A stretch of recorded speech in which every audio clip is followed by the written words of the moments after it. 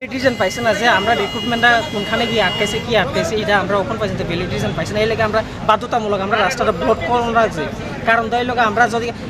এতদিন ধরে আমরা ডেপুটেশন দিতেছি হ্যাঁ অফিসিয়ালি ভাবে 7বার ডেপুটেশন দিছি তখন কোনো কাজ হইতেছে না তো যতবার যাই আমরা এটাই শুনে আনি যে আমরা হইতেছে কাজ হইতেছে এই হইতেছে কিন্তু আমরা ফিজিক্যাল খুবই কমপ্লিট হয়ে গেছে কিন্তু এখন পর্যন্ত আমরা প্রসেস করা হয়েছে না এই লেগে আমরা বাধ্যতা আমরা জেল পুলিশের ক্যান্ডিডেট রুটটাকে ব্লক করতে হলো তো আমরা একটাই ডিমান্ড যে আমরা যে প্রসেসটা ওইটা তাড়াতাড়ি প্রসেস করা হোক বা আমরা যে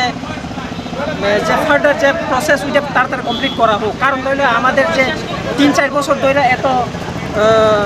কষ্টের সাথে থাকতেছে আমরাই বুঝি যে বেকার জীবন কি বেকার জীবন কি বা না কারণ আমরা যে ফিজিক্যাল হয়েছে ওইটার লিস্টটাও আমাদেরকে প্রদান করা হয় না এই অবধি টোটাল তোমরা কতবার ডেপুটেশন দিয়েছো? আমরা অফিসিয়ালভাবে 7বার বা ওইটার বেশি দিয়েছি কিন্তু এখনো পর্যন্ত কোনো আশ্বাস পাইনি যে না এটা হবে আদৌ হবে কি হবে না স্যার থেকে যে না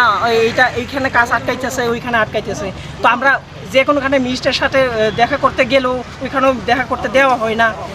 ওইখান থেকে বলে দেওয়া হয় ডাইরেক্টরেট অফিসের মধ্যে কথা কইতো তো এইখানে আইএসআর ভ্যালিডিশন পাইতেছি না স্যার তারাও কমিটমেন্ট দিতে পারতেছে না স্যার ডাইরেক্টলি করছে যে ওএসডি স্যারে অরিন্দম স্যারে কইছে যে না আমরা কমিটমেন্ট দিতে পারতাম না যে